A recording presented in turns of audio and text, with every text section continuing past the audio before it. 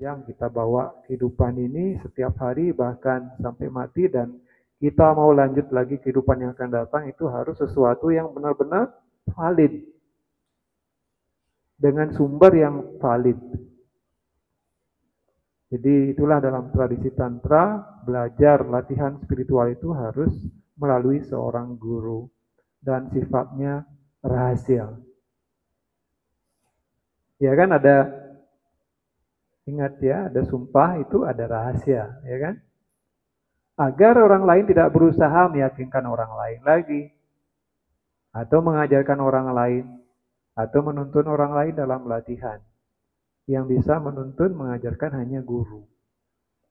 Tidak ada keraguan, tidak boleh ada keraguan akan hal itu. Ya, jadi jangan nanti berdiskusi tentang mantra, tentang cara meditasi, jangan. Kalau ada keraguan, oh silahkan. Apa caranya? Apa? Ya silahkan minta review atau bertanya sama Dada atau Didi ya. Bukan guru ya. Guru itu sudah memberikan menghibah apa namanya? Menyerahkan tanggung jawab ini kepada seorang acarya, kepada acarya.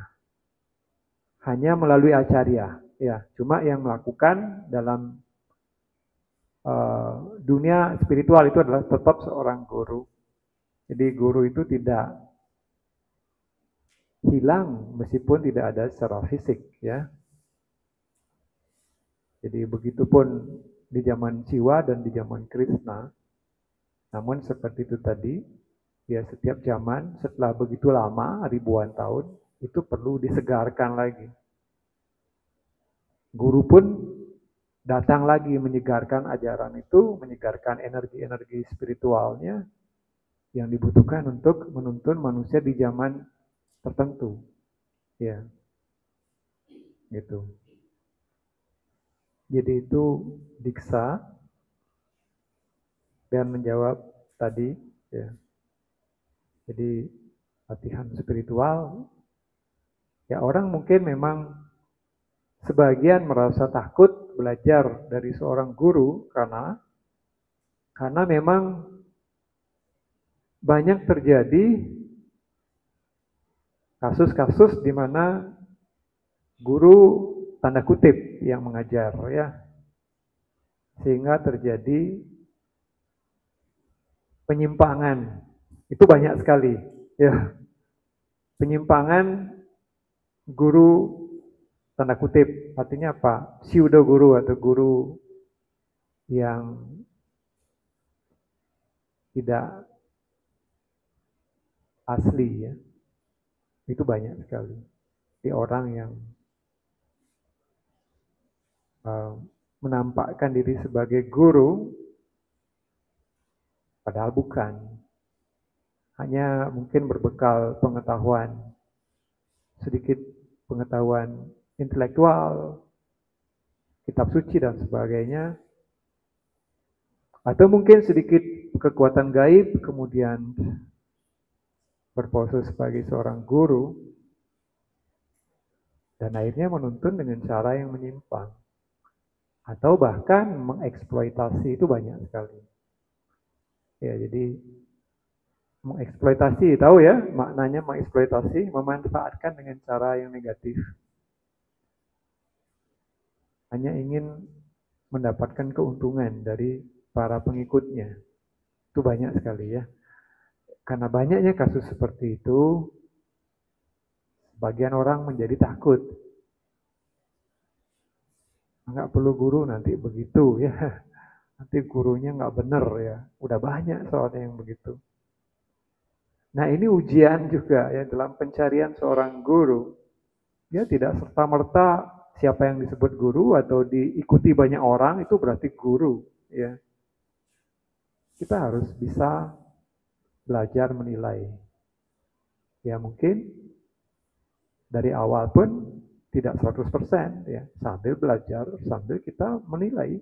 Makanya seperti tadi ada cerita Baba ya, agar ada sedikit bayangan, itu sekedar introduksi saja bahwa Untuk memahami seorang guru spiritual, selain punya pengetahuan spiritual, kemampuan spiritual, ajaran spiritualnya kita baca dan bisa lakukan praktek. Kita harus tahu ya kemampuan spiritual seorang guru dari mana ya. Kita nggak bisa lihat langsung setiap guru spiritual, tidak bisa kita lihat langsung dari cerita-cerita tentang itu. Kemudian bagaimana personality seorang guru, karakternya, kehidupannya bagaimana? Apakah dia bisa menunjukkan sifat-sifat seorang spiritualis yang sederhana, humble, rendah hati, suka berkorban, penuh dengan cinta kasih, dan punya kemampuan gaib, tentu bagian dari itu ya. Tapi bukan hanya itu. Ya, kesederhanaan dan sebagainya. Nah itu kita perlu pelajari itu dengan juga ingin tahu ya guru kita itu seperti apa kehidupannya dari kecil ya dan seterusnya. Nah jadi itu semoga bisa menjadi tambahan pemahaman. Terima kasih. Namaskar.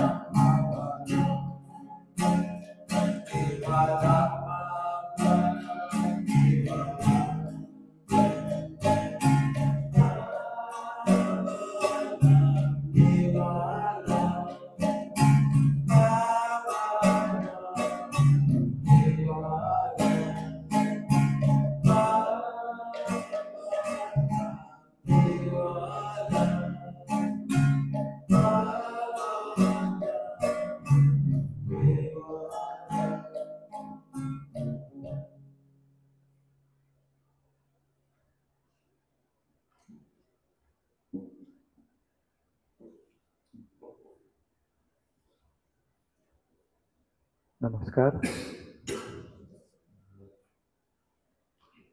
Ya seperti biasa Kalau ada yang mau bertanya, ya silahkan.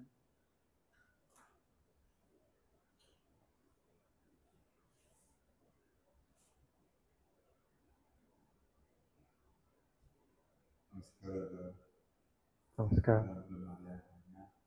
Jadi dulu pernah ada jawab mungkin ada bersama itu orang lain mengapa salah satu penting dasar meditasi dan meditasi diperlukan kejujuran, mengapa kejujuran diperlukan sebagai dasarnya.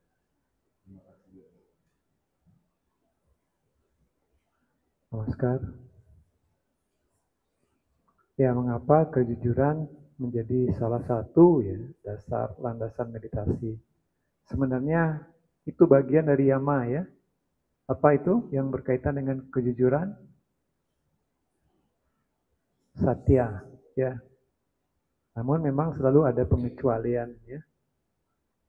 Tapi secara umum memang itu maknanya kita berusaha untuk selalu jujur. Kenapa? Kalau kita tidak jujur, pikiran itu menjadi bercabang ya. Pikiran menjadi bercabang, tidak lurus, belok-belok dia. Karena harus mencari jalan keluar ya. Kalau tidak mengatakan ini, terus apa? Ya. Kemudian di saat yang sama, setelah itu dikatakan pun, pikiran menjadi tidak yakin apakah itu begitu, apakah itu benar, dan seterusnya. Dan meninggalkan cabang-cabangnya, dan di kemudian hari itu mengganggu pikiran. Jadi intinya, ya, ketidakjujuran melahirkan pikiran yang tidak harmonis. Ya. Jadi kalau sering begitu, apa jadinya? Ya setelah pikiran susah untuk menjadi harmonis, ya susah juga meditasinya. Ya. Jadi itu makanya perlu untuk menjaga kejujuran ya. Nah, itu jawabannya. Ya, terima kasih. Ada yang lain lagi? Silakan.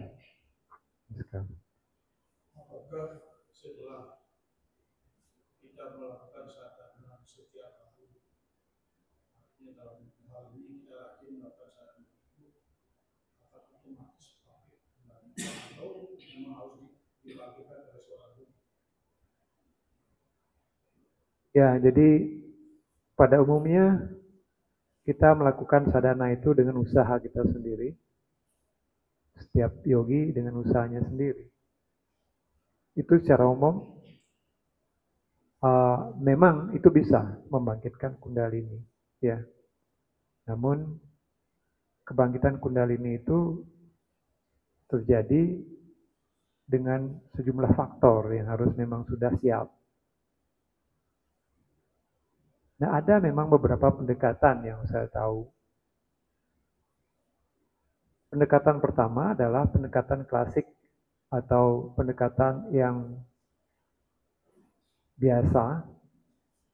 Biasa bukan berarti tidak hebat ya, bukan. Tapi yang normal. Jadi semua persiapan itu dilakukan dengan membersihkan pikiran, cakra dan sebagainya melalui meditasi.